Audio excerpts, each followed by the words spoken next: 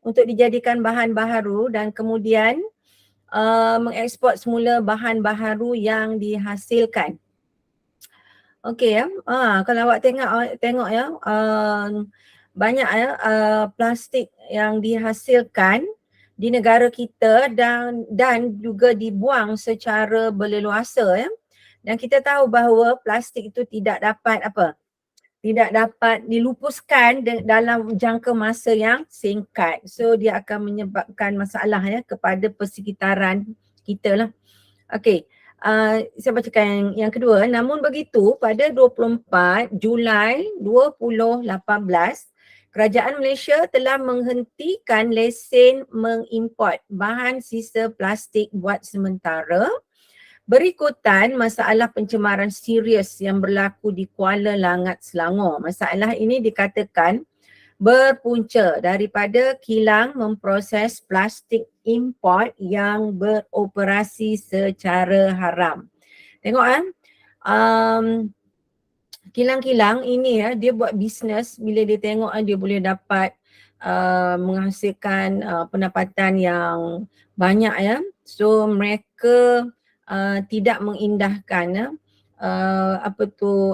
kita punya persekitaran, kebersihan dan juga bagaimana ya pembuangan plastiknya yang tidak dapat dikawal lagi kan. So jadi mereka cuba untuk memproses plastik tetapi beroperasi secara haram. Mungkin ada masalah lah. Mereka tidak boleh menghasilkan bahan plastiknya sebab terdapat undang-undang di negara kita ya.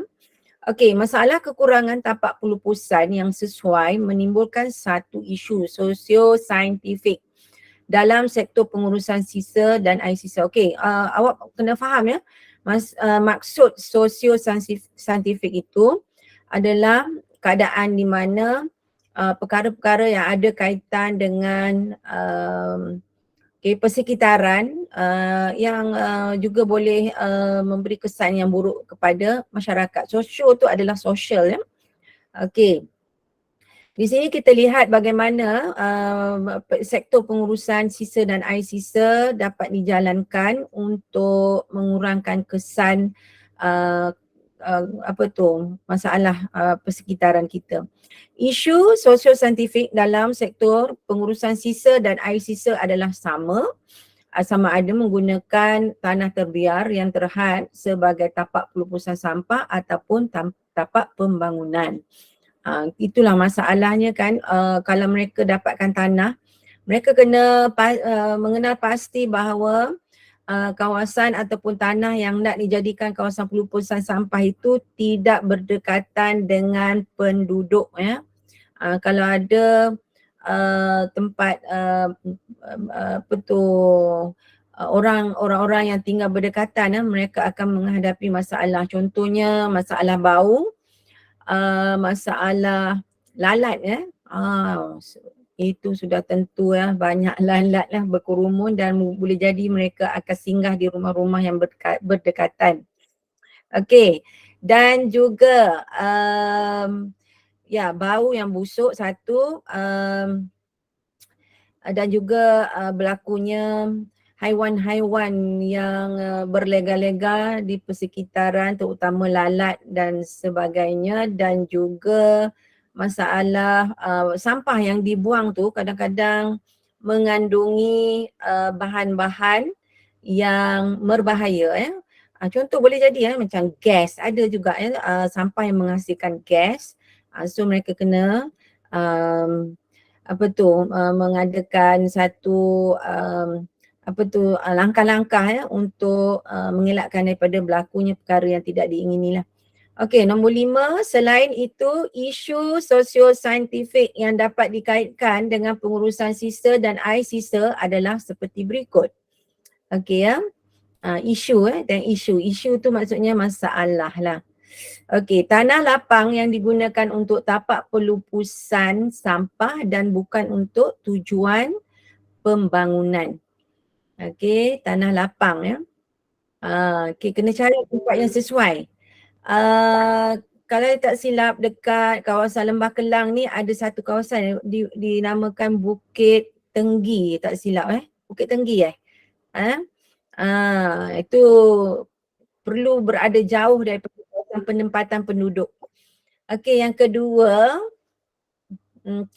isu yang kedua, penghasilan, pengurusan dan penguraian sisa pepejal menggunakan banyak tenaga yang akhirnya akan menyebabkan peningkatan gas rumah hijau.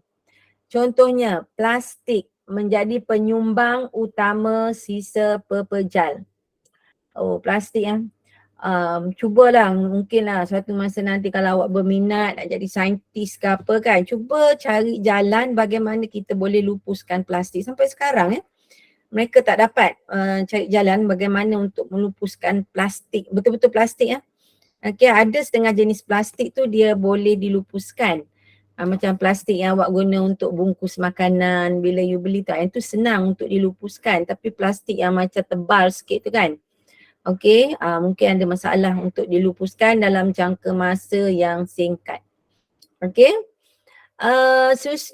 Isu sosio-saintifik pengurusan sisa dan air sisa juga melibatkan isu seperti sisa kumbahan dan sampah sarap domestik seperti sisa makanan dan industri yang dibuang ke sungai atau laut akan membawa kepada pencemaran air dan bau.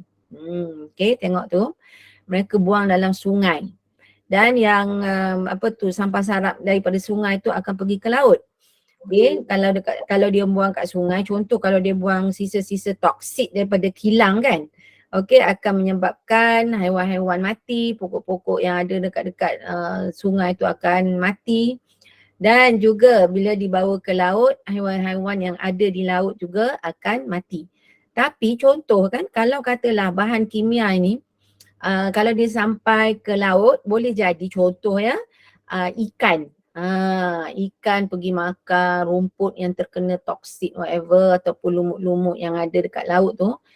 Dalam badan ikan tu sendiri akan ada bahan kimia tu. So lepas tu bila ikan tu, katalah ikan tu tak mati kan. Contoh nelayan tangkap ikan dan kita pula makan pula ikan-ikan tersebut, automatik kita akan berpindahlah toksik-toksik, sisa toksik tu daripada ikan masuk ke badan kita. Tu kadang kita tak tahu kan, berbahaya. Mungkin ikan, tapi yang paling banyak terjadi ialah macam kerang-kerang siput dan sebagainya. So kena berhati-hatilah bila awak makan makanan-makanan tersebut. Right, kita tengok pula kat sini aplikasi teknologi hijau dalam menangani isu saintifik sektor pengurusan sisa dan air sisa ini. Yang pertama, pihak berkuasa yang bertanggungjawab dalam sektor pengurusan sisa air sisa adalah seperti berikut. Pembuangan sisa pepejal di seluruh Malaysia diuruskan oleh Jabatan Pengurusan Sisa Pepejal di bawah Kementerian Perumahan dan Kerajaan Tempatan. Awak tahu kenapa? Sebab di bawah Kementerian Perumahan dan Kerajaan Tempatan ini, mereka lah yang bertanggungjawab untuk menjalankan kutipan sampah-sampah daripada rumah ke rumah kan. Awak perasan tak? Lori besar yang angkut sampah tu kan, itu boleh jadi dilantik oleh Kementerian Perumahan dan Kerajaan Tempatan. Maknanya kerajaan tempatan, contoh macam kita kata apa, kalau awak duduk dekat Kuala Selangor, dia kata Majlis Perbandaran Majlis Perbandaran Kuala Selangor. Mereka akan melantik mana-mana syarikatnya yang yang boleh menjalankan pengutipan sampah daripada mungkin di satu kawasan perumahan dan yang seterusnya ialah pembuangan air sisa di Malaysia juga diuruskan oleh beberapa syarikat swasta yang mengaplikasikan teknologi hijau dalam pengurusan air sisa. Terdapatlah yang dia lantik syarikat-syarikat yang bertanggungjawab untuk menguruskan sisa air sisa ini. Okey, seterusnya kita tengok bahagian 2. Pengasingan sisa pepejal isi rumah diwajibkan. Okey, pengasingan sisa pepejal isi rumah diwajibkan secara berperingkat mulai 1 September 1915 oleh pihak kerajaan berdasarkan Akta Pengurusan Sisa. Kini pengasingan sisa pepejal isi rumah diwajibkan di Kuala Lumpur, Putrajaya, Pahang, Johor, Melaka, Negeri Sembilan dan Kedah. Okey, kalau awak tengok kat situ Selangor tak ada. Jadi orang Selangor boleh buang ikut suka hati. Bukan. Kalau kita prihatin automatik awak akan asingkan.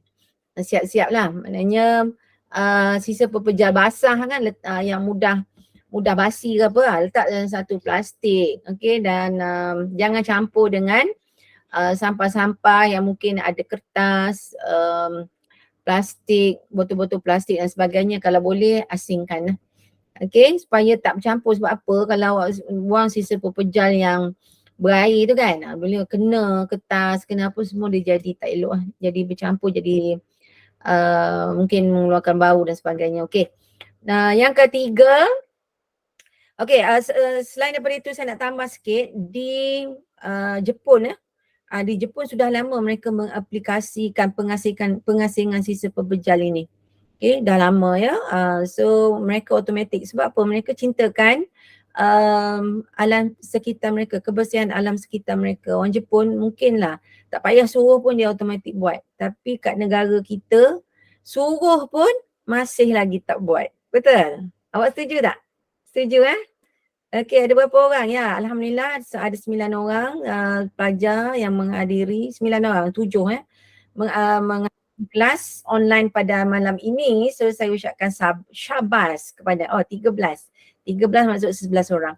Okey, so saya ucapkan syabas kepada semua para pelajar yang menghadiri kelas online. Okey, kita teruskan ya. Aplikasi teknologi hijau bagi menangani dan menyelesaikan isu sosio saintifik dalam sektor pengurusan sisa dan air sisa tanpa menyediakan tapak pelupusan sampah yang baharu dapat diterapkan melalui kaedah-kaedah berikut. Yang pertama, cuba tengok. Yang pertama kita baca sebelah kanan dulu. Meminimumkan sisa melalui penolakan sisa, pengurangan sisa, guna semula, kitar semula dan pemulihan 5R. Maknanya kalau ada sisa makanan ataupun sisa-sisa bahan yang boleh dijadikan baja kan. Okey. Mungkin kita letak satu tempat asingkan, mungkin kita jual dekat mana-mana syarikat yang memproses sebagai baja. Betul tak? Ataupun makanan yang dibuang, kalau boleh makan lagi janganlah buang. Macam kita kalau dah tinggal sisa tak payahlah bagi orang. Contoh saya bagi contoh, mungkin kat restoran ataupun di hotel-hotel kadang-kadang banyak makanan yang berlebih ataupun dekat fast food. Contoh kalau saya tak silap mungkin awak tahu dekat KFC kan, KFC ke McD saya tak ingat dah. Okay, kalau ada lebihan pada malam itu mereka terus buang. Ada lagi extra malam tu kan, dia terus buang, dia tak bagi buat balik. Sayang kan? Okay, mungkin boleh bagi dekat pihak-pihak tertentu untuk kutipan dan bagi kepada mungkin orang-orang yang tak dapat yang mungkin miskin tegar ke apa kan. Boleh membantu. Okay, salah satulah. Okay, kalau ada sampah sarak yang kita boleh baik pulih contoh kan. Contoh macam mana komputer boleh. Komputer. Itu pun satu hal juga dia punya apa saiz yang besar macam mana kita nak asingkan. Okay, alright. So yang kedua, mengasingkan sisa dan mengitarkan semula sisa seperti sisa domestik untuk meminimumkan jumlah sisa tersebut. Mana yang boleh pakai kita recycle balik. Okay, kita guna pakai balik. Alright, nombor seterusnya yang ketiga, merawat, memproses dan mengubah sisa menjadi tenaga dan baja melalui proses biologi seperti rawatan biologi aerob, penguraian menggunakan oksigen dan anaerob, penguraian tanpa oksigen. Yang ini dia guna cara proses biologi. Ni kita tengok nanti kan, kalau ada dia explain kat kita. Okay, contohnya seperti apa. Okay, kita terus kepada yang keempat, mencegah pembaziran dan mengurangkan penggunaan bahan seperti makanan. Kalau makanan, itulah kita cuba mengurangkan pembaziran. Tapi saya rasa ada satu orang ni, saya tak silap saya tak ingat dah lama lah. Okey, dia mungkin daripada keluarga diraja, saya tak ingat dah Pahang ke Johor ke, saya tak ingat dapat nama pula dia orang kan. Okey, mereka mendapat kita kata apa, ilmu pengetahuan daripada bagaimana bila dia buat lawatan ke negara, contoh seperti negara Eropah, mungkin somewhere dekat kita tak tahu kat France ke dekat Spain ke kan. Okay, dia tengok bagaimana bahan-bahan yang bahan makanan ya yang berlebihan, okay, pada hari tersebut dibuat kutipan dia kutip semua, lepas tu diberi kepada pihak-pihak yang tertentu. Boleh ya, bagi kepada mungkin yang ni yang masih baik lagi ya, bukan yang sisa-sisa yang bekas-bekas orang makan tu, bukan. Ini yang boleh dimakan, masih dalam keadaan baik. Okay, kita bagi pada pihak yang memerlukan. Okay, alright, so topik 4.3 ni sangat ringkas. Okay, kita jawab soalan ini.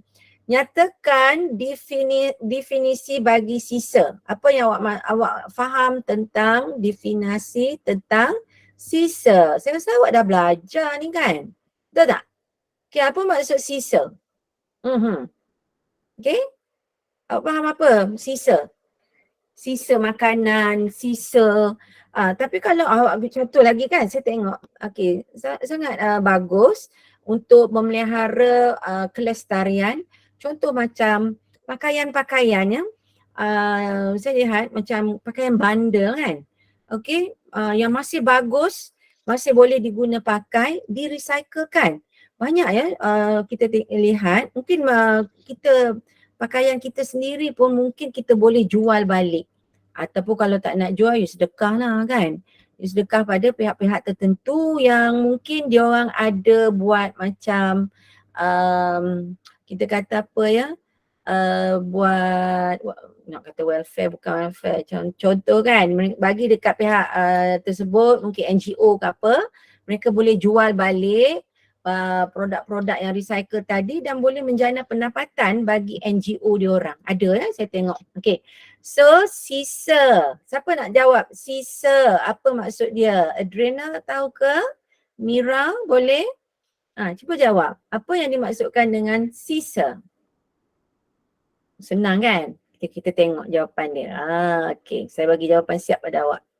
Apakah yang dimaksudkan tentang sisa? Ada tak jawapan kat sini? Sisa. Orang daripada luar negara kan dah siap buat dah. Mana yang lebih tu, mungkin dia donate, dia derma ataupun dia jual dekat pihak-pihak tertentu dengan harga yang lebih murah. Lepas tu pihak tertentu ambil dan jual. Saya tengok banyak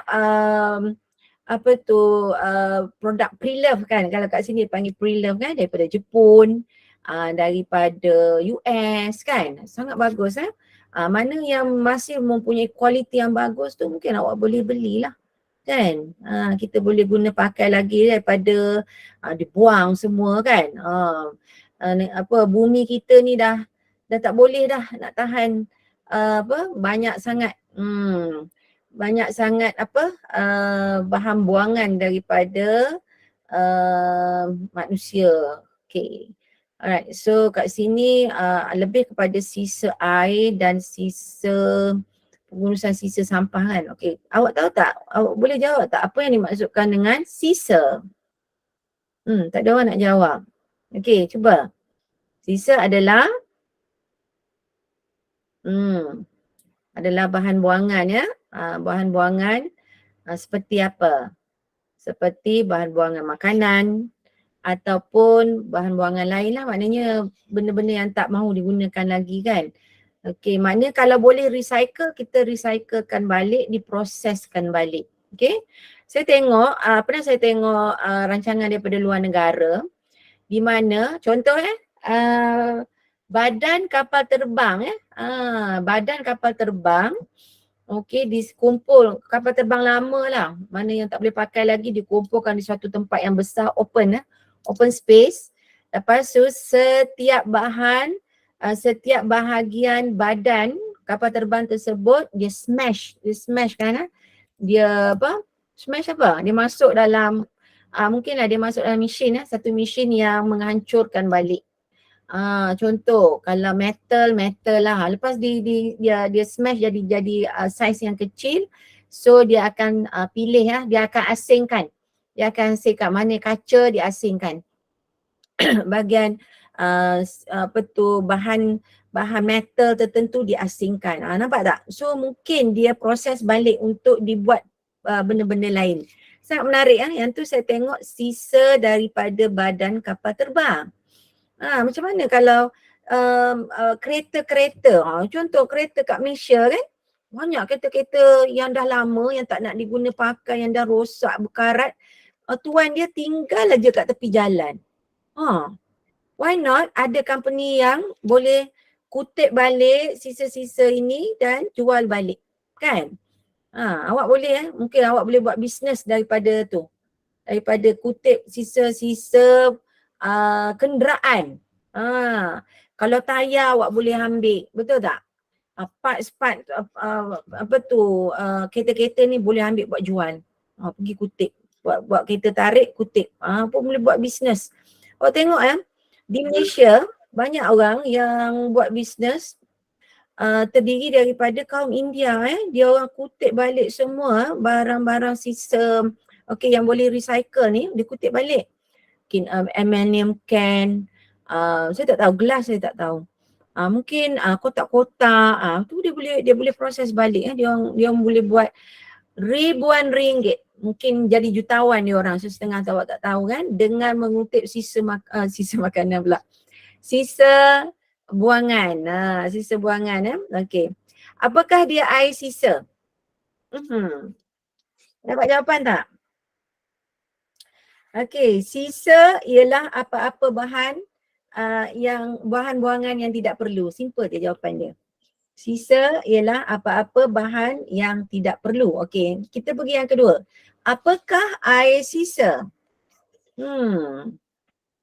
Apa nak jawab? Siapa tahu jawapan dia? Awak dah buat latihan dekat sekolah belum? Sudah buat belum latihan di sekolah untuk menjawab jawapan ini? Sudah? Belum? Okey, air sisa ialah air yang telah digunakan dan mengandungi bahan sisa. Maknanya air yang bercampur dengan bahan sisa tu, kadang-kadang orang buang sampah berair, betul tak? Itu dia. Kalau awak tengok kadang-kadang lori sampah air keluar daripada lori sampah dan turun jatuh ke jalan raya. Tu lagi mengeluarkan bau yang busuk. Okey, kita pergi yang ketiga. Namakan satu kelebihan pengasingan sisa pepejal isi rumah dalam pengurusan sisa. Apakah kelebihan mengasingkan sisa pepejal isi rumah dalam pengurusan sisa? Apa kelebihan dia? Awak rasa apa dia kemudahan dia? Ni ramai ni pelajar ni, ada lebih kurang 11 orang Okey, cuba jawab sama ada menggunakan mikrofon ataupun awak boleh type awak punya ada jawapan dalam messages. Tak ada. Senyap aja semua Okey, tak apa. Okey, nombor 3 saya. Terima kasih. Siapa tu? Mengurangkan penggunaan kertas dengan menggunakan kertas terpakai. Okey, awak kata kelebihan dia Okey, kelebihan dia ialah mengurangkan penggunaan kertas. Okey, mengurangkan penggunaan kertas. Okey, actually bila awak asingkan kertas, kotak, awak asingkan dengan botol, awak asingkan dia dengan plastik kan. Okey, ini adalah memudahkan siapa? Awak rasa? Memudahkan siapa kalau awak buat pengasingan tersebut? Sebab apa ya, kalau kita buang benda tu bercampur-campur, satu dia dah kotor. Contohnya kalau kertas campur dengan sisa makanan yang ada air kan, dah busuk, lepas tu dah bercampur dah rosak. So maknanya kalau kita asingkan, kita boleh guna balik. Benda tu tak bercampur dengan benda-benda yang busuk. Satu kan? Betul eh? Dan yang kedua, okey, katalah ya, awak tengok ya lori sampah kan. Orang yang bekerja dekat dalam lori sampah tu, ada orang berdiri kat belakang lori sampah tu kan. Kerja dia apa? Mengasingkan. Dia cuba untuk mengasingkan mana sampah yang ada sisa pepejal dia biarkan. Mana yang dia boleh kutip balik dia akan kutip. Awak nampak tak? Awak perasan tak yang berdiri dekat belakang tu? Ya, kerja dia mengasingkan. Dan satu lagi saya tengok dah mengasingkan, boleh jadi bila dia hantar dekat tempat sisa pembuangan sampah, mungkin dekat sana ada lagi peringkat mereka mengasingkan sampah. Jadi kalau kita dah asingkan sampah tu daripada awal dekat rumah, memudahkan mereka untuk apa dia? Dari proses pengasingan sampah tu telah memudahkan pihak mana? Ya, pihak orang yang bekerja dekat sana lah, dekat bahagian pembuangan sampah tu. Okay. Jadi kalau awak lihat dekat bahagian pembuangan sampah tu sendiri, mereka terus je buang mana yang tak nak.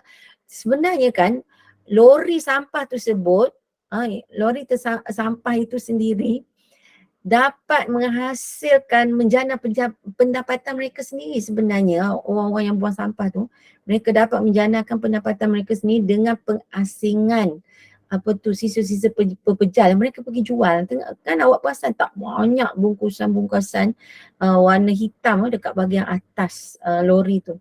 Itu mereka dapat pengasingan sendirilah. Okey ya, nombor 4. Apakah kelebihan pengamalan konsep 5R dalam pengurusan sisa? Saya rasa itu menjawab sama dengan apa yang saya jawab untuk nombor 4. Okey, nombor 3 tadi, kalau di sini jawapannya ialah 4.3. Nombor 3, memudahkan proses kita semula dan pelupusan. Untuk jawapan nombor 3 ya. Memudahkan proses kita semula dan pelupusan. Okey, untuk nombor 4, kelebihan pengamalan konsep 5R dalam pengurusan sisa ialah meminimumkan kuantiti sisa dan air sisa. Jawapan untuk nombor 4, meminimumkan kuantiti sisa dan air sisa. Itu jawapan untuk nombor 4. Okey, kita tengok pada nombor 5. Nyatakan kesan buruk akibat pembuangan sisa yang tidak terkawal. Apakah dia kesan buruk akibat pembuangan sisa yang tidak terkawal? Apa dia? Senang aja. Jawapan dia, apa akan berlaku kalau kita buang sampah merata-rata? Dan Pencemaran. ya, betul. Betul sangat tu ya jawapan oleh siapa nama tadi? Okey, pencemaran alam. Pencemaran alam sekitar. Betul ya jawapan kamu ya. Okey, very good. Okey, kita teruskan pergi pada sektor pertanian dan perhutanan.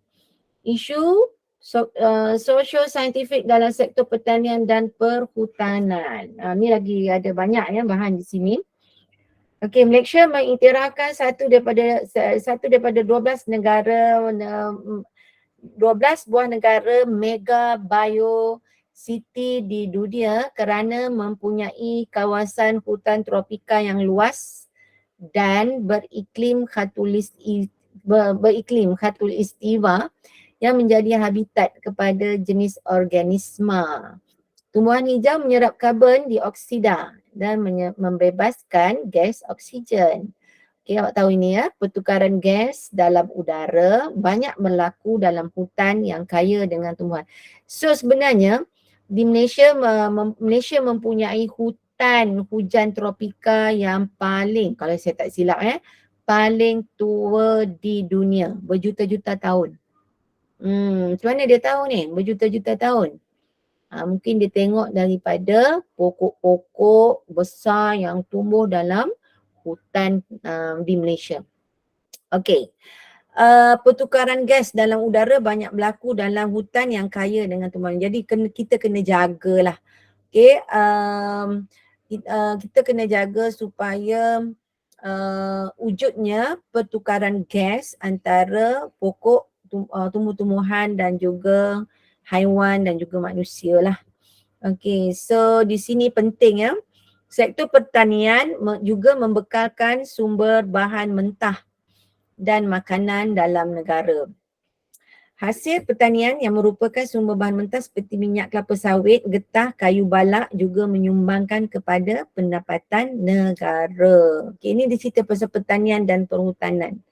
Hasil pertanian merupakan makanan, hasil pertanian seperti padi, sayur-sayuran, buah-buahan, dapat mengurangkan kebergantungan Malaysia terhadap import makanan daripada luar negara. Itu pun tak cukup. Malaysia begitu luas pun tak cukup untuk menghasilkan makanan. Terpaksa kita import daripada Thailand, betul tak? Daripada Vietnam mungkin, daripada Indonesia boleh jadi kan? Sebab tak cukup lagi kita untuk menghasilkan sayur-sayuran dan buah-buahan makanan kita lah. Okay. Dalam usaha membangunkan negara, kita terpaksa mengorbankan sebahagian daripada hutan untuk diusahakan sebagai kawasan pertanian melalui penyahutanan. Ada hutan terpaksa ditebang pokok-pokok untuk melakukan pertanian. Isu sosio-saintifik dalam sektor pertanian dan perhutanan adalah mengubah hutan menjadi tanah pertanian melalui penyahutanan. Penyahutanan maksudnya kita hapuskan hutan lah secara tidak terkawal melalui pembakaran terbuka dan kesan negatif terhadap udara, air dan tanah daripada penggunaan racun, serangga dan bahan kimia yang berlebihan. So contoh yang terbaik awak boleh lihat di kawasan Cameron Highland, betul tak? Di kawasan Cameron Highland kan, yang dulunya katanya sangat sejuk, udaranya sekarang dah tak sejuk dah. Dah kurang sejuk, dah tak jadi macam negara Eropah dah. Okay, alright. So di sini ada gambar menunjukkan bagaimana hutan ditebang untuk menjalankan aktiviti pertanian. Sebab tu kelapa sawit kalau saya tak silap lah. Kelapa sawit, minyak kelapa sawit menjadi produk makanan yang mendapat tentangan di negara barat. Sebab mereka mengatakan banyak hutan ditebang untuk menanam kelapa sawit. Tapi kalau awak tengok sekarang dekat Malaysia kelapa sawit, penanaman kelapa sawit juga diperluaskan di negara jiran seperti di Indonesia. Sebab mereka mereka boleh guna pakai tanah-tanah kat Indonesia dan negara kita sekarang banyak tanah-tanah diguna pakai. Kalau awak tengok banyak ladang kelapa sawit tidak lagi digunakan untuk penanaman kelapa sawit tetapi digunakan untuk pembangunan. Nampak tak? Dulu tanam kelapa sawit, tanam getah dan sebagainya. Sekarang banyak bandar-bandar pula tumbuh. Bukan pokok tumbuh. Banyak bandar yang tumbuh. Okey. Boleh faham ya?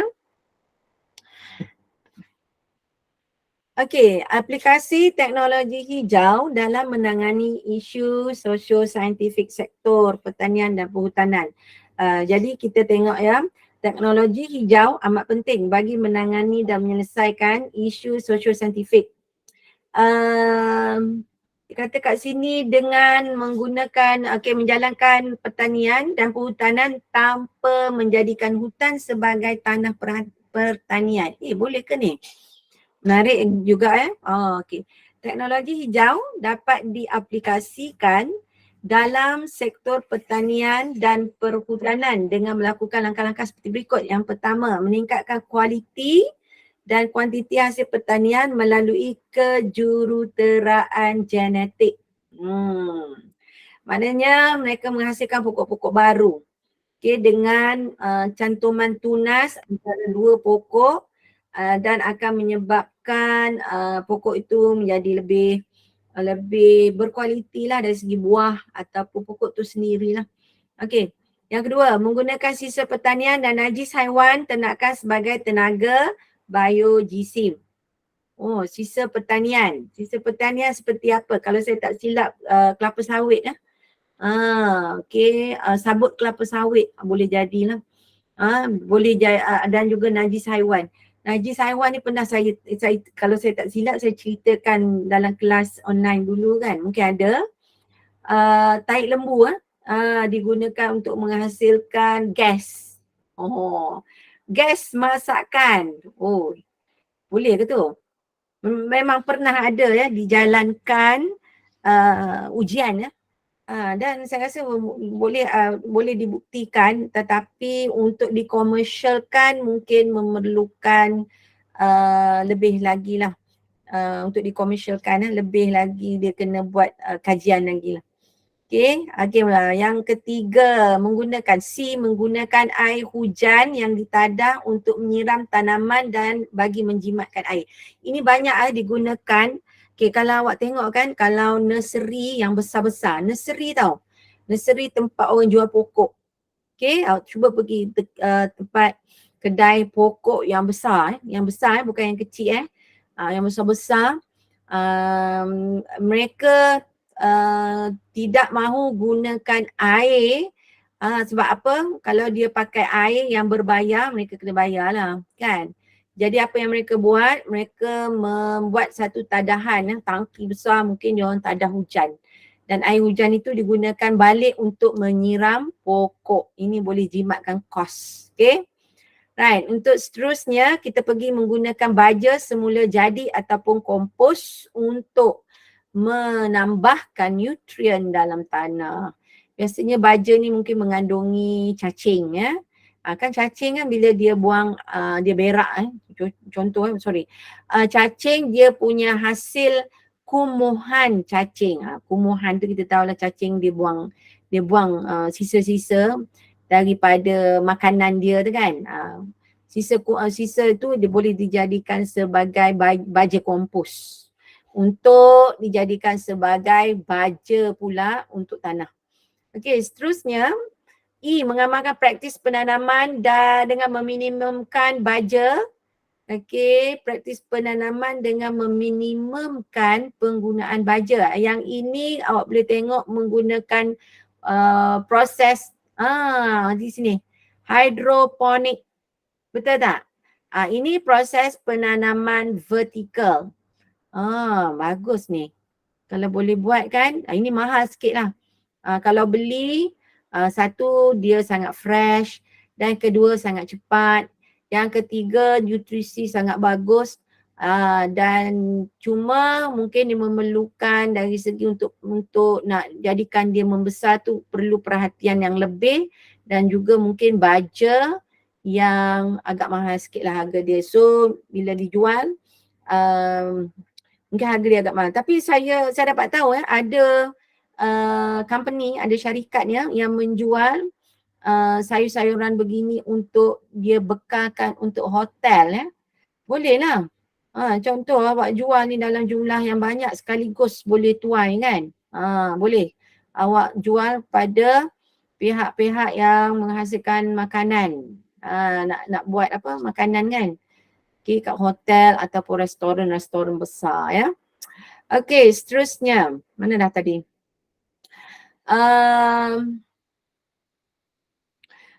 Menggunakan kawalan biologi untuk mengawal perosak. Ini saya dah bincangkan pada beberapa minggu yang lepas.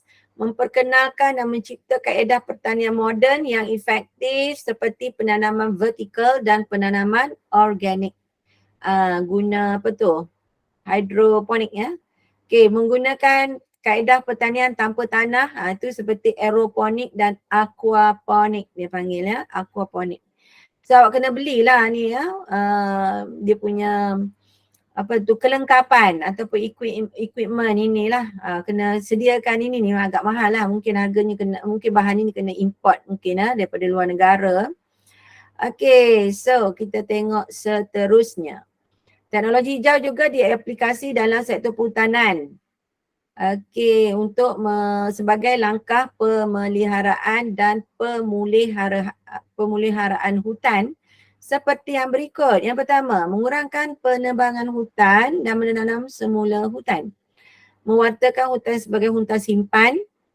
Okey, mengawal aktiviti pembalakan haram dan juga mendapatkan bekalan kayu di ladang hutan. Maknanya mungkin kat sini bila dia tebang dia tanam balik lah. Okay. Right, so kita pergi pada soalan praktis 4.4. Apakah kepentingan pertanian dan perhutanan negara kita? Mengapa penting? Mengapa penting sektor pertanian dan perhutanan? Cuba bagi tahu. Apakah ia sangat penting?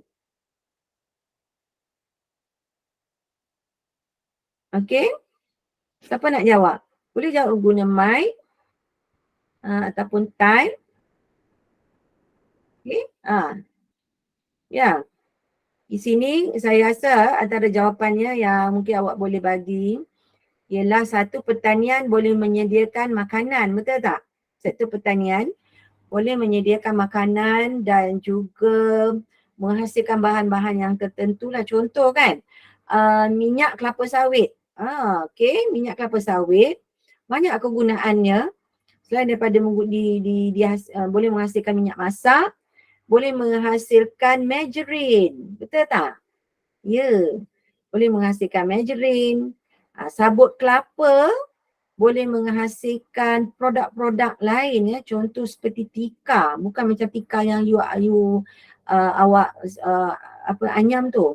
Okay, boleh menghasilkan tika daripada sabut dan juga sabut kelapa sawit ni juga digunakan sebagai penutup tanah ya.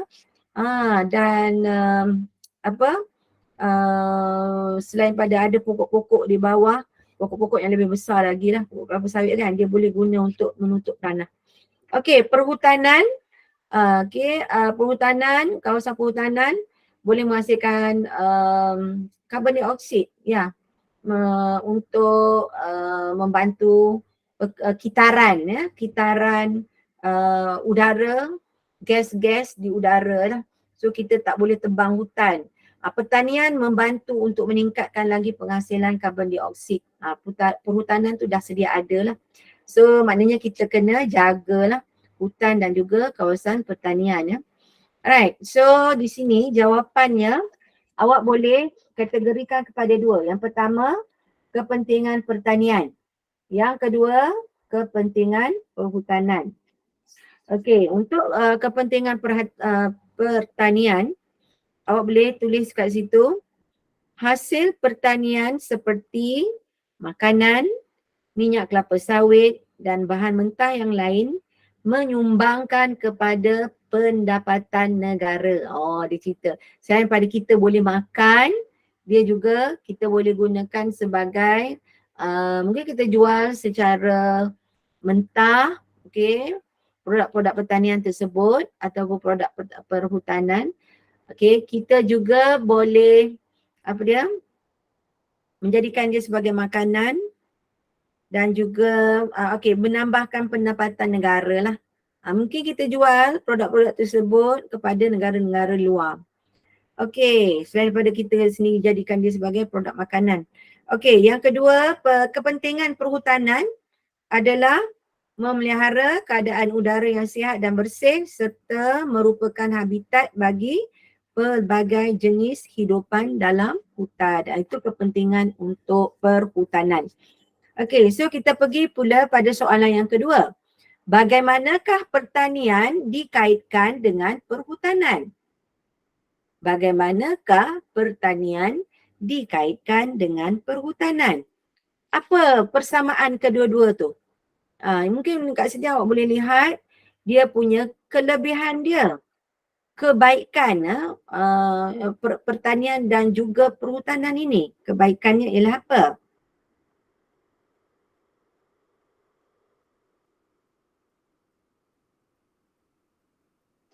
bagaimanakah pertanian dihubung-kaitkan dengan perhutanan? Di sini dia ada bagi tahu jawapan.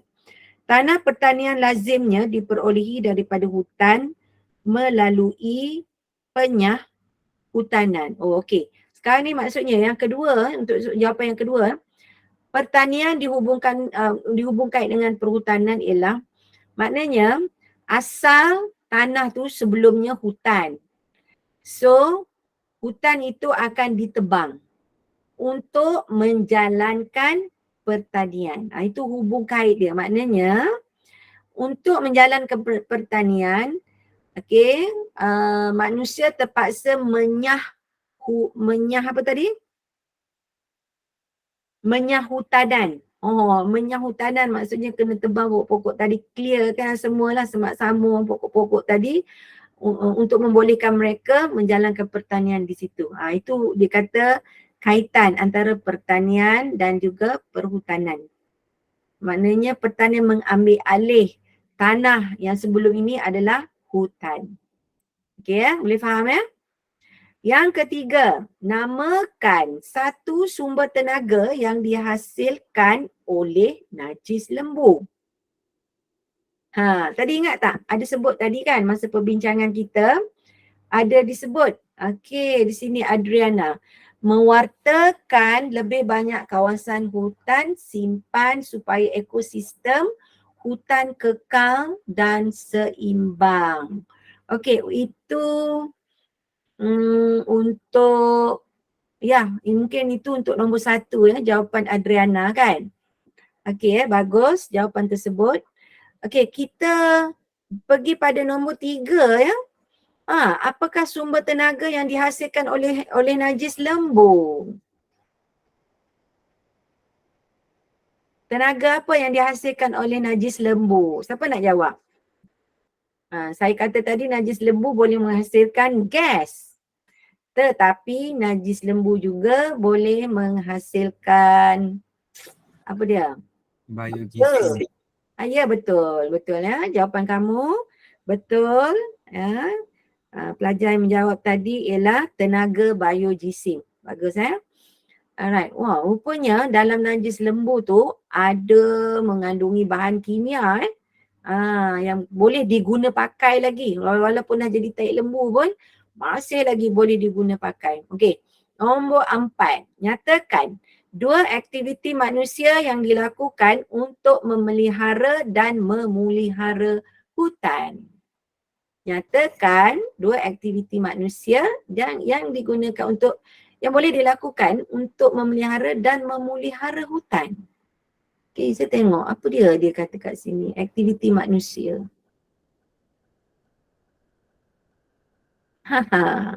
Mungkin di nombor 3 ni jawapan dia, betul tak? Okey.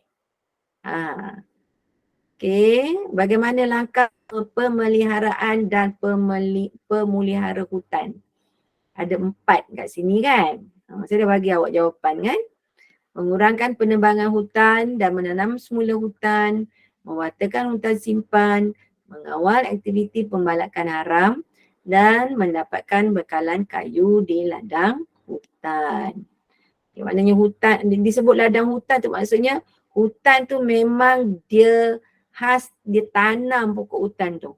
Bila dah matang baru boleh ditebang. Okey. Ini memerlukan masa yang agak lama lah.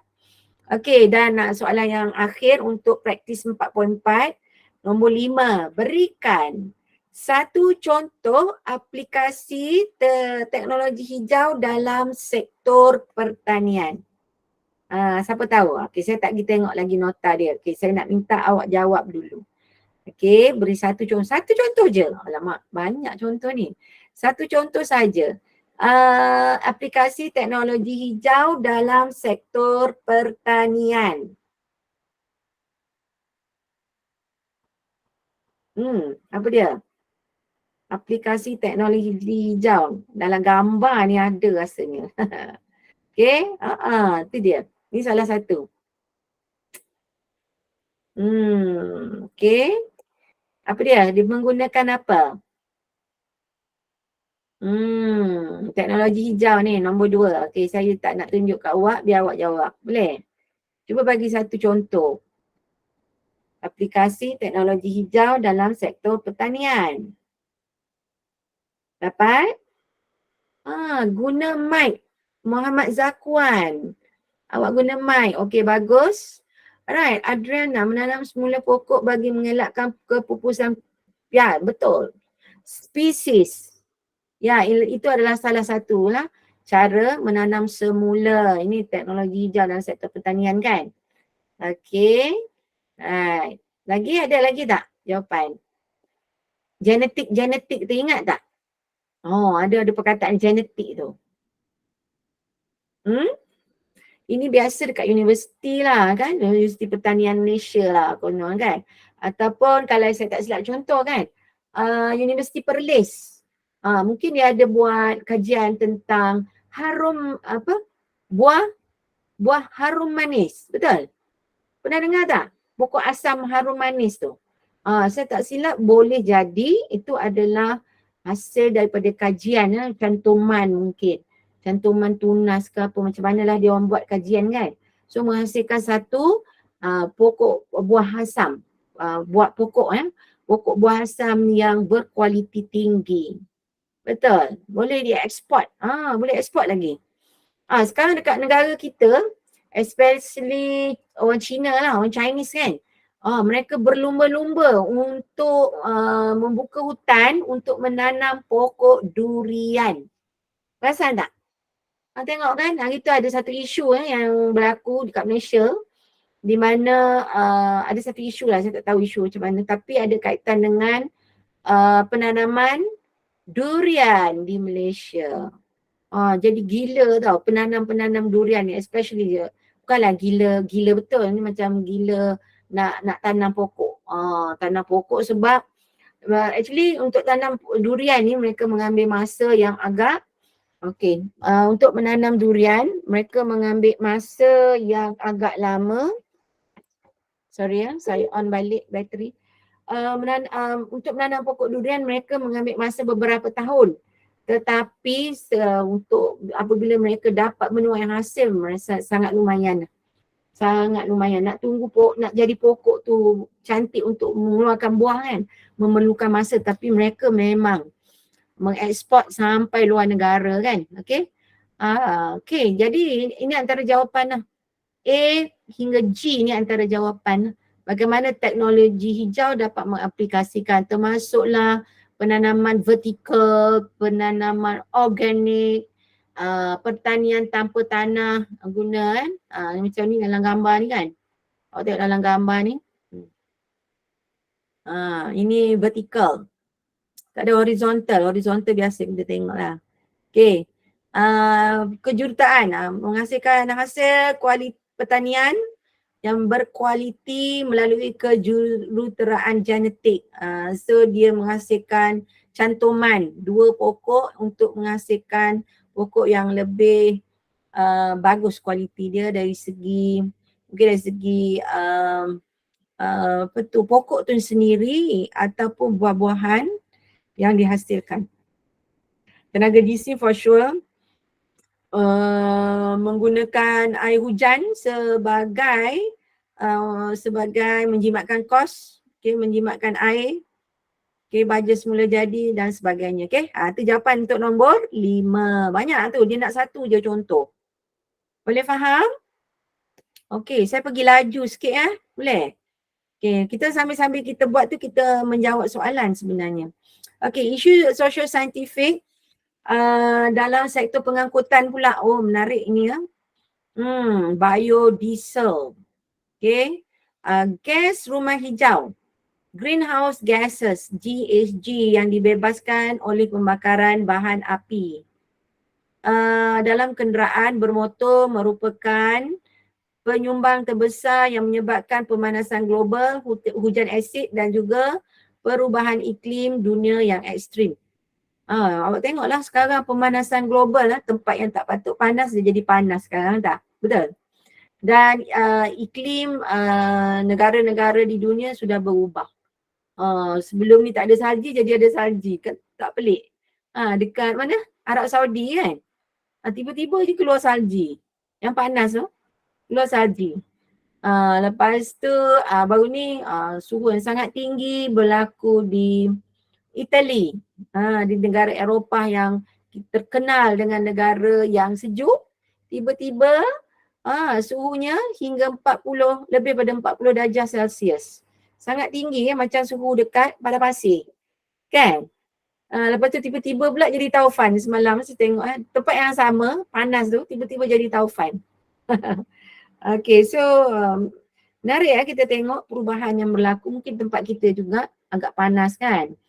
Right, nombor 2, sejumlah besar karbon dioksida dalam udara berpunca daripada pembakaran bahan api enjin kenderaan. Jadi mungkinlah satu masa dahulu dekat Malaysia kerajaan menggalakkan penggunaan satu kereta untuk berkongsi kereta dululah, tapi sekarang dah senyap dah.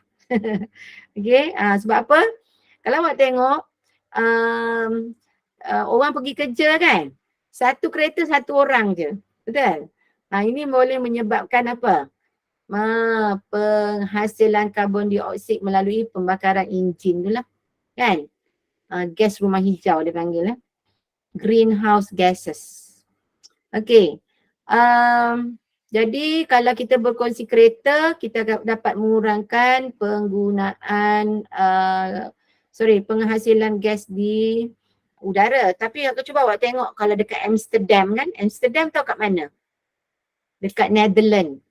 Amsterdam adalah ibu negara Netherlands. Netherlands Belanda, negara Belanda kan. Okay. Mereka banyak menggunakan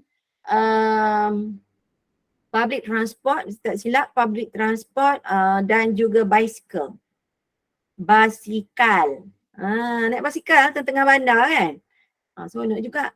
Basikal dan juga ada train kat tengah bandar, train. Kecil je train tu. Menarik kalau ada kesempatan boleh melawat negara-negara tersebut.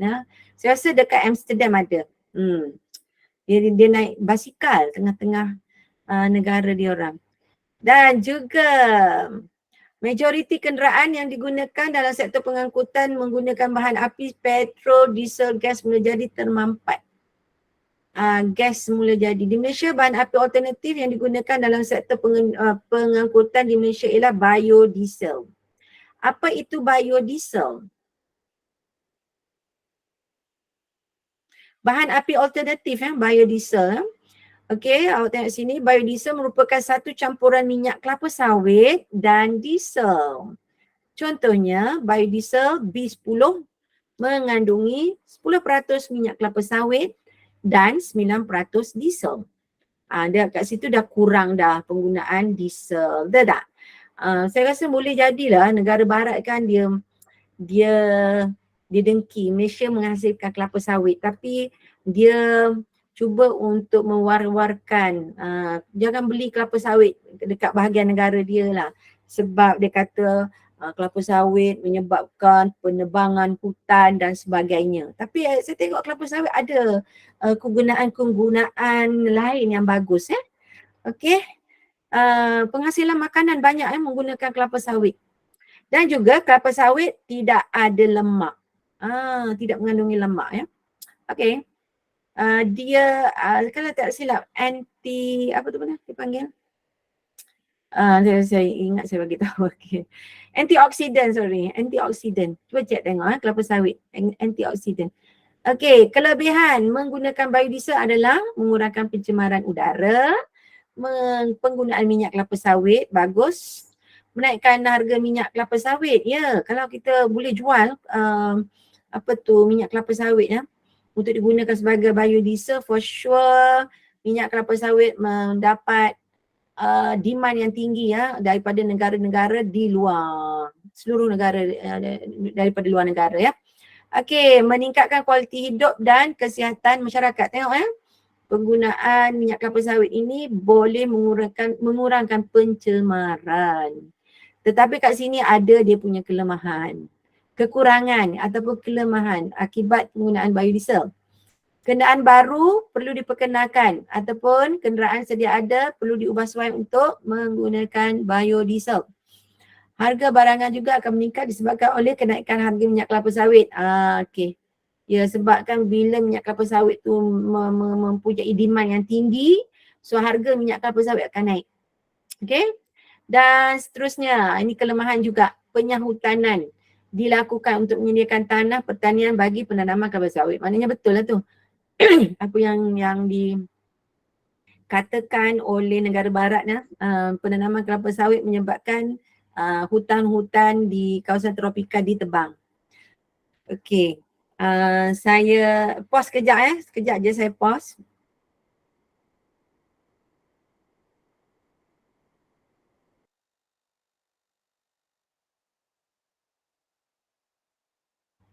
Okey, saya batuk sekejap. Alright.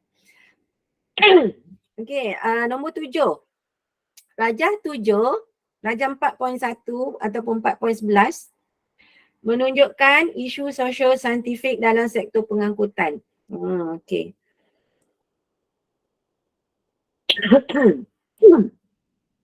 Okey, awak tengok yang pertama. Keperluan petrol dan diesel untuk kenderaan bermotor semakin meningkat menyebabkan simpanan bahan api petroleum semakin berkurangan. Kan, betul tak? Petrol yang dekat dalam bumi tu kalau awak duk korek-korek, duk ambil hari-hari, lama kelamaan habis petrol. So lepas tu kita nak pakai apa? Kalau petrol dah tak ada kat dalam bumi, kita nak pakai apa? Okey, kedua. Pembebasan gas rumah hijau daripada kenderaan bermotor menyebabkan pemanasan global dan hujan asid. Okey, itu dia isu masalah. Isu tu maksud permasalahan. Okey, social scientific sektor pengangkutan. Yang seterusnya, yang ketiga, penggunaan minyak daripada kelapa sawit dalam biodiesel akan menyebabkan kenaikan harga minyak kelapa sawit. So mungkinlah kat sini pihak negara barat mungkin dengki kot kan. Sebab dia orang tak boleh tanam kelapa sawit tau. Negara barat dia tak boleh tanam kelapa sawit, tak sesuai. Hanya di kawasan hujan tropika sahaja, especially dekat Malaysia. Sangat-sangat bagus. Sangat subur Boleh faham ke? Okay, saya tengok ada komen tak daripada pelajar-pelajar? Tak ada. Okay. Saya harap semua faham Saya pergi laju sebab awak faham-faham je lah sebab kita jumpa 2 minggu sekali kan. So kalau boleh saya lajukan. Okay. Kita ada lebih kurang 25 minit lagi tinggal untuk kita cover topik kita pada malam ini. Alright, aplikasi teknologi hijau dalam menangani isu sosio-saintifik sektor pengangkutan. Apakah yang kita boleh buat? Teknologi hijau untuk untuk menyelesaikan ataupun menangani sektor di bahagian sektor pengangkutan. Ciri-ciri pengangkutan hijau adalah seperti berikut. Okey, aktiviti pengangkutan yang mesra alam. Cuba bagi contoh. Apa dia yang mesra alam ni? Aktiviti pengangkutan penggunaan kenderaan lah yang lebih mesra alam. Contohnya seperti apa? Siapa nak jawab? Basikal. Bagus. Very good Adriana. Lagi? Apa dia? Jalan kaki. Jalan kaki. Kesian kalau 30 kilometer pengsan jalan kaki. Kalau dekat-dekat boleh lah. Kedekat boleh tapi kebanyakannya memerlukan kenderaan. Basikal okey. Basikal macam di negara barat kan. Dia orang guna banyak. Especially dekat negara seperti di Amsterdam. Kalau saya tak silap negara Amsterdam dikatakan sebagai negara dipanggil smart city. Smart city tau. Cuba check. Awak Google smart city and then awak type Amsterdam. Smart city Amsterdam. Apa yang dia orang buat? Okay, dia banyak mengurangkan kos dari segi benda-benda macam ni lah untuk menjaga alam sekitar mereka. Okay, cuba check tengok Smart City Amsterdam. Okey, lagi memberi kesan positif terhadap persekitaran setiap ada seperti mengurangkan kadar pembebasan gas. Kesan positif punya. Okey, kalau awak tengok kan, kalau orang duduk kempen supaya menjaga alam sekitar, awak rasa kereta jenis apa yang laku? Boleh tak teka? Siapa teka betul ni memang bijak lah ni. Okay, siapa nak teka? Cikgu, ulang balik soalan. Okey, kereta jenis apakah yang akan jadi sangat popular dan mendapat demand yang tinggi sebagai kereta yang boleh menjaga inilah persekitaran ini. Kereta jenis apa? Kereta elektrik. Betul, kereta elektrik. Okey, kalau kereta elektrik, kereta jenis apa sekarang yang mungkin boleh digunakan? Okey, cuba bagi tahu saya brand kereta elektrik yang terkenal, boleh jadi? Yang awak tahu? Tak tahu? Tesla cikgu. Ya, betul. Salah satu ialah Tesla lah. Tapi selain daripada Tesla ada juga brand-brand lain lah. Tapi Tesla, Volvo. Okey, bagus. Alright, bagus. Volvo guna dia okey, maknanya bila dia guna elektrik dia kena cas, betul tak? Dia kena cas elektrik. Okey, kalau saya tak silap untuk kereta jenis elektrik ni, sekali beli kereta tu memang mahal. Tetapi bila nak cas balik dia punya sumber elektrik tu kalau tak silap agak murah. Lepas tu kan nak guna dia murah kan. Cuma nak beli kereta dia tu mungkin agak mahal. Okay? Boleh faham? Kalau kereta biasa dikatakan sebagai dikatakan murah lah. 70,000, 80,000, 100,000 lebih. Whatever lah. 100,000 lebih, 200,000 lebih. Kadang-kadang ada orang yang mampu beli dan dikatakan masih murah lagi lah. Okay? Tetapi dari segi penggunaan sumber, kita panggil apa tadi? Sumber tenaga dia kan untuk menjalankan kereta tu, awak kena berkali-kali isi petrol. Dah tu tak jimatkan kos. Betul tak? Kalau you beli kereta tu agak murah, lepas tu kena isi petrol, sama juga. On the other hand, di sebaliknya pula, bila awak beli kereta macam contoh Tesla tu beli mahal, tapi bila awak nak charge dia agak murah. Okay? Dia terbalik. So mana satu yang awak guna, nak guna pakai. Bergantung pada individu tersebut lah. Okay. Selain daripada itu, kesan positif persekitaran mengurangkan kadar pembebasan rumah hijau menggunakan mod pengangkutan hijau seperti kecekapan tenaga yang tinggi seperti yang ditunjukkan dalam rajah 4.12, menggantikan sumber bahan api dengan sumber bahan api alternatif seperti tenaga bio ataupun sumber tenaga boleh baharu. Dia tak sebut, kat sini ada. Yes. Okey, cuba tengok rajah 4.12, mod pengangkutan hijau dan kecekapan tenaga.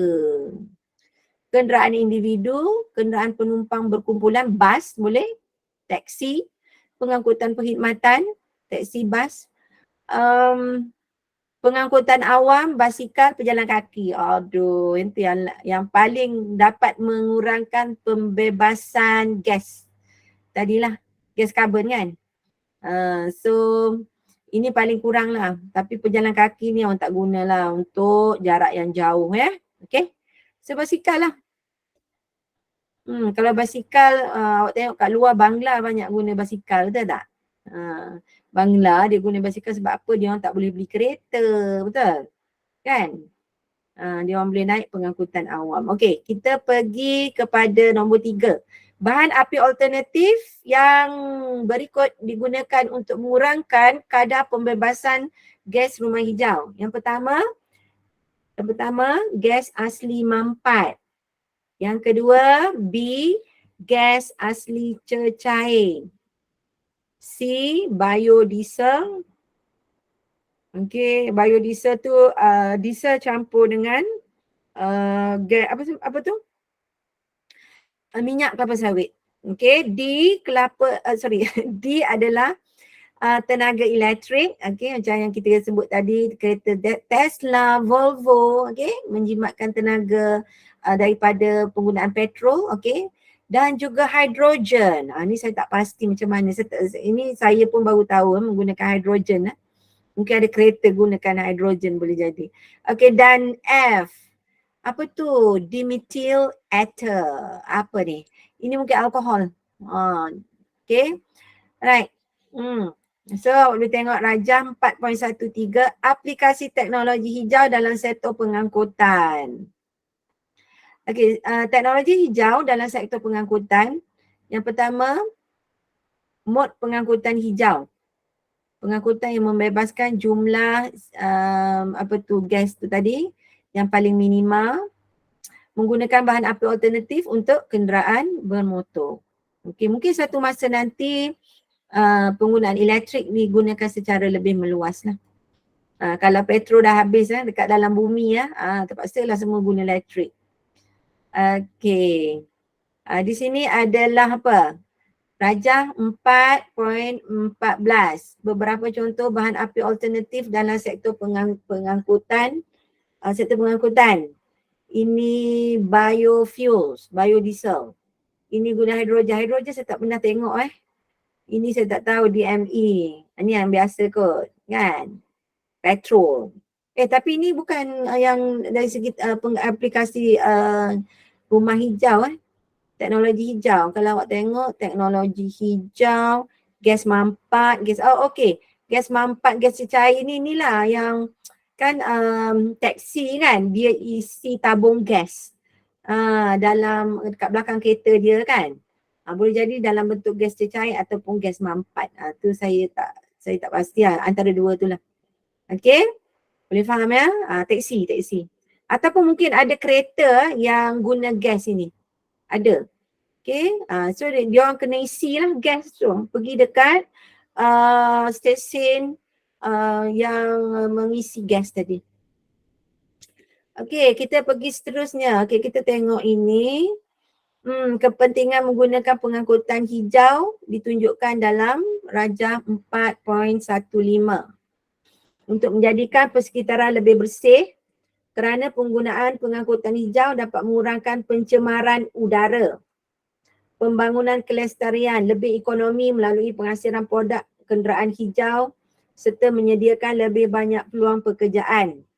Menjimatkan wang sekiranya mengamalkan aktiviti mod pengangkutan hijau yang kurang menggunakan minyak.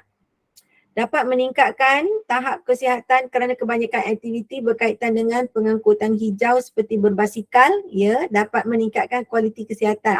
Okey, ni bagus. Boleh digunakan sebagai exercise. Exercise senaman. Okey, untuk menjaga kesihatan. Naik basikal hari-hari. Okey, kalau gitu cikgu pun nak naik basikal lah pergi kerja. Tapi naik motor macam mana naik motor? Boleh tak? Mungkin ada ayah-ayah student pelajar-pelajar semua naik motor pergi kerja. Mak naik kereta, ayah naik motor. Sebab apa ayah naik motor? Kenapa? Awak rasa? Sebab apa ayah naik motor, mak naik kereta? Kereta cantik-cantik mak naik. Cikgu kan? Yang pergi ni naik kereta. Satu ialah boleh jadi ayah awak bekerja agak jauh. So dia nak jimatkan penggunaan petrol. Ada orang dia kerja jauh. Dan kedua mungkin dia nak mengelakkan daripada apa? Daripada apa? Naik motor. Mengelakkan daripada traffic jam. Motor lagi cepat sampai. Betul? Selain daripada menjimatkan kos bahan api. Okay, mak mungkin duduk dekat-dekat, pakai kereta je pun jimat juga. Pakai kereta pergi ke tempat kerja yang dekat. Okay. Nombor 3, rajah 1 menunjukkan satu contoh bahan api. Berikan 2 ciri umum bagi bahan api tersebut. Bahan api ni biofuel. Ya. Berikan 2 ciri umum bagi bahan api tersebut. Apakah 2 ciri umum? Ini soalan nombor saya betul lah saya jawab. Saya sedang bertanyakan soalan nombor 3. Okey. Apakah ciri umum bagi bahan api tersebut? Okey, kalau awak tengok ni ini ya, nampak biofuels. Biofuels ni kalau tak silap ada kaitan dengan biodiesel. Okay, biodiesel awak tahu apa tadi? Minyak kelapa sawit campur dengan diesel. Okay, apa ciri-ciri dia?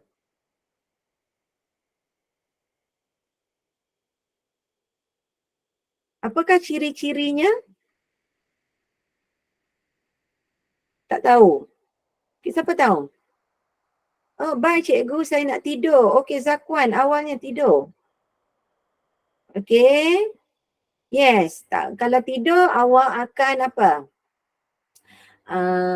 Kehilangan ilmu lah untuk malam ini kan. Okey.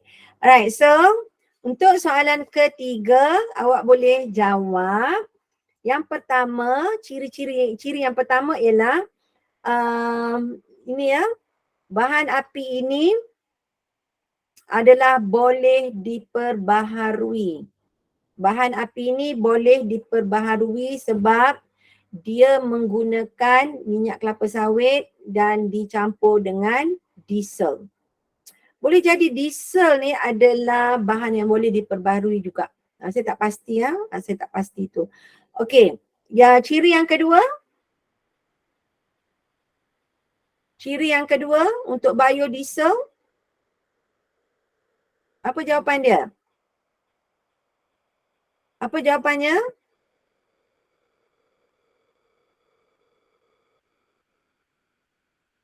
Okey, saya bagi jawapannya. Kadar pembebasan gas rumah hijau yang rendah.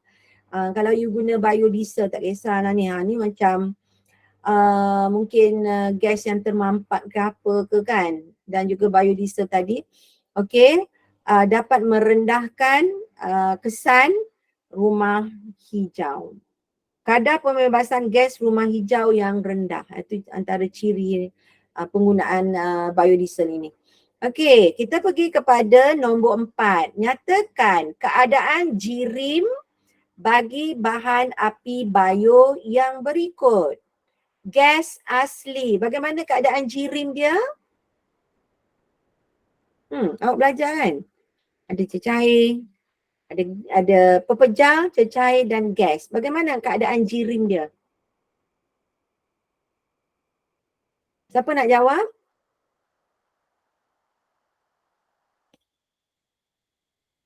Okay, gas asli dia adalah gas lah. So dia punya jirim lebih apa? Lebih longgar. Betul tak? Lebih ringan. So mungkin kat sini gas asli ni lebih ringan lah kalau awak buat. Mungkin kalau dia letak dalam tong gas kan, keadaannya lebih ringan. Okay, yang ke B. Okay, kita tengok nombor 4A jawapannya ialah gas asli. Gas asli ialah dalam bentuk gas. Kalau awak jirim yang berbentuk gas, okay, adalah lebih ringan. Okay, nombor 4B. Gas asli termampat. Juga dalam bentuk gas. Gas asli termampat juga dalam bentuk gas. Keadaannya lebih ringan. Gas asli cecair. Nama lagi cecair kan. So keadaannya lebih bersifat cecair. Okay, jirim dia bersifat cecair. Dia ada ketumpatan dia lah. Mungkin agak berat sikit lah. Okey, nombor 5. Huraikan satu kelebihan LNG berbanding dengan CNG. Apa itu LNG? LNG ialah gas asli cecair. LNG ialah gas asli cecair.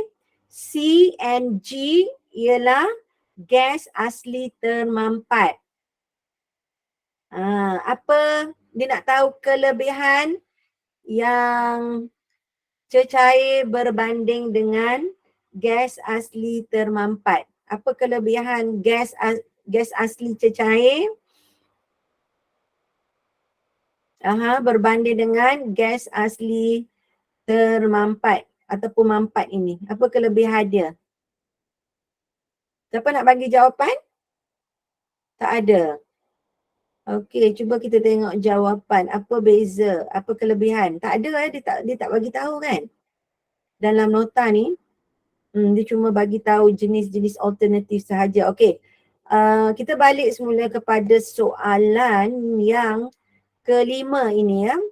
Kita tengok jawapan untuk nombor 5, kelebihan gas asli cecair LNG berbanding dengan L to liquid. Kan? L to liquid, okay, gas asli mampat, C tu kalau tak silap kompres. C tu mampat dia kompres. L adalah liquid.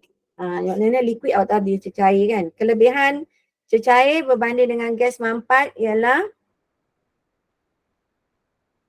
bagi jisim gas mula jadi yang sama, gas asli cecair LNG yang berkeadaan cecair mempunyai isi padu yang lebih kecil berbanding dengan gas asli mampat.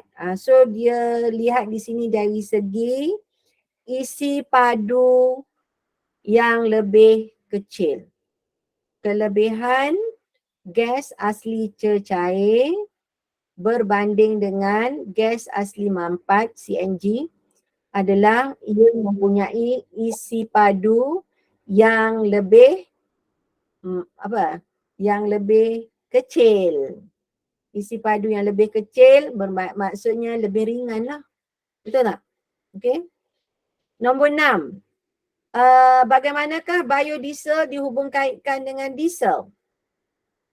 Bagaimanakah biodiesel dihubung-kaitkan dengan diesel?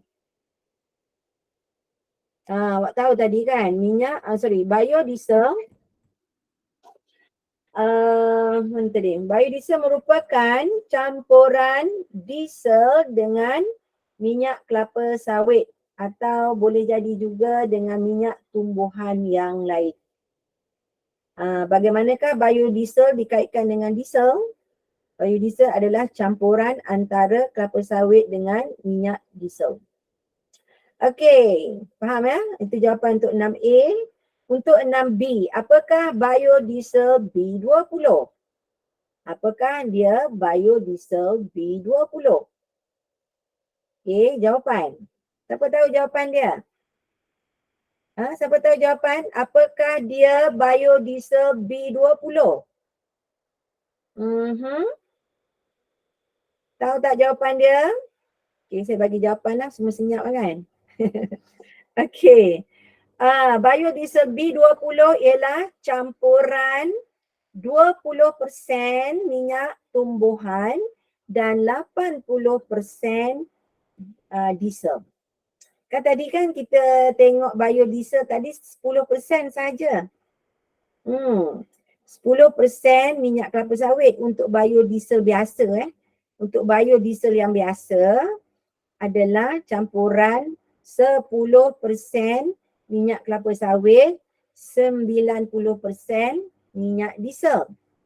Tetapi biodiesel B20, B20, 20% minyak campuran minyak tumbuh-tumbuhan. Untuk B20, 20% adalah mengandungi minyak tumbuh-tumbuhan dan 80% lagi adalah minyak diesel. Betul? Setuju? Setuju. Okey. Setuju. Okey. Alright. Kita pergi, saya pelajar-pelajar boleh faham, boleh dapat menjawab soalan ini ataupun dapat menyalin jawapan yang telah saya berikan tadi lah. Okey. Seterusnya, teknologi hijau dan juga kehidupan, jejak kaki karbon. Okey, jejak kaki karbon. Okey, kita dah nak habiskan ni. Dah sampai ke penghujung lebih kurang kalau boleh saya nak habis. Oh, ada 3 minit lagi.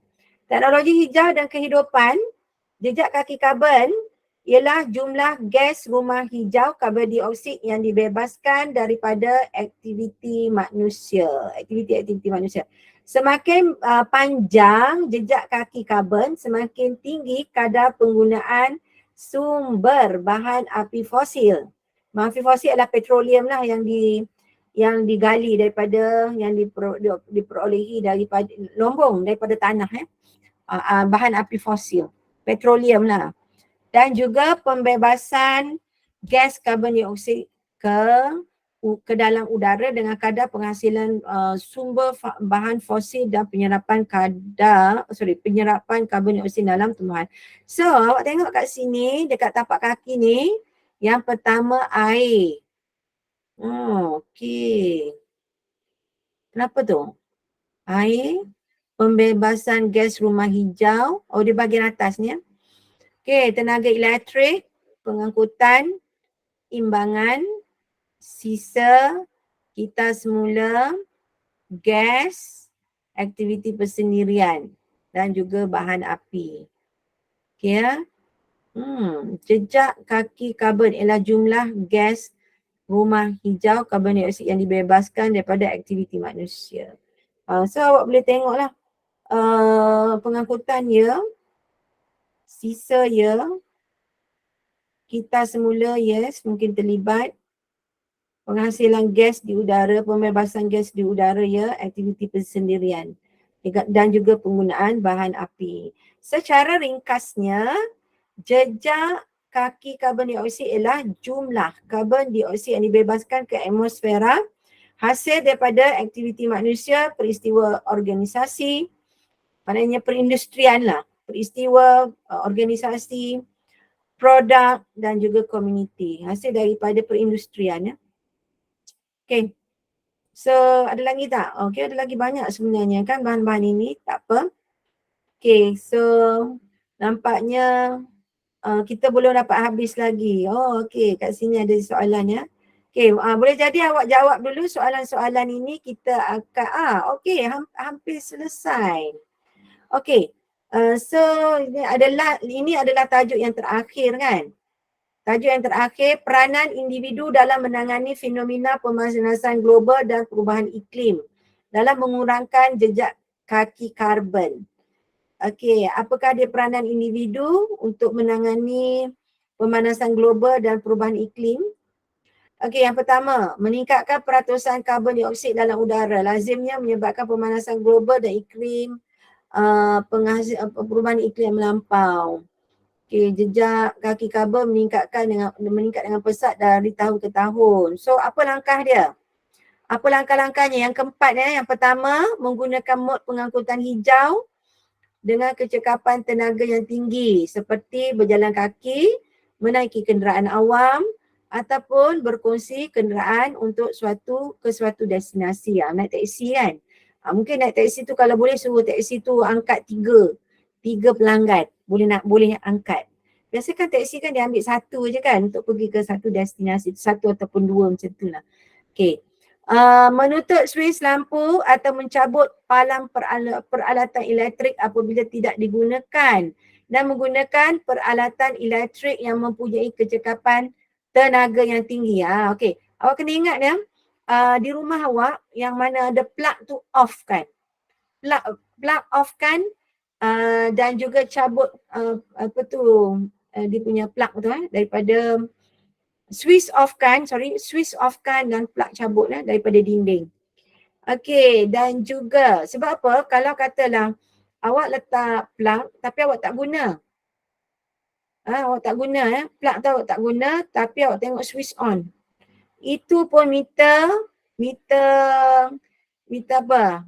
Meter elektrik awak jalan Okay, so C, mengamalkan penjimatan air dan bahan api, dan D, menggunakan semula, kita semula bahan 3R. Kita semulalah. So, untuk ini saya beri kerja kat awak sebagai homework. Mungkin kita dapat membincangkan untuk 2 minggu yang akan datang, boleh jadi. Saya tak tahu 2 minggu ataupun minggu depan. Saya tak pasti, saya rasa mungkin minggu depan. Okey, namakan satu jenis gas yang menyumbang kepada jejak karbon. Namakan satu jenis gas. Okey, ni awak jawab semua ni. Dan juga, okey, saya bagi tugas pada awak semua untuk jawab praktis fokus SPM 4. So awak boleh dapat soalan ini daripada bahan yang saya masukkan dalam WhatsApp group. Okay, dan saya tak silap mungkin telah diletakkan dalam Telegram. Kalau tak letak dalam Telegram, minta staff Encik Azman untuk uploadkan bahan perbincangan kita malam ini untuk sains tingkatan 4 ini ke dalam Telegram. Okay, boleh lah awak minta lah dia punya staff tu boleh uploadkan. Okay, sehingga itu masa telah terlebih 3 minit. Okey, saya lihat di sini ada seramai lebih kurang 7 orang pelajar. Terima kasih ya pada pelajar-pelajar yang masih mengikuti kelas online kita pada malam ini. Saya ucapkan syabas. So kita akan jumpa lagi pada minggu-minggu yang seterusnya. InsyaAllah dengan itu saya ucapkan selamat malam dan Assalamualaikum semua. Sekian, terima kasih. Terima kasih cikgu. Assalamualaikum. Waalaikumsalam. Terima kasih semua.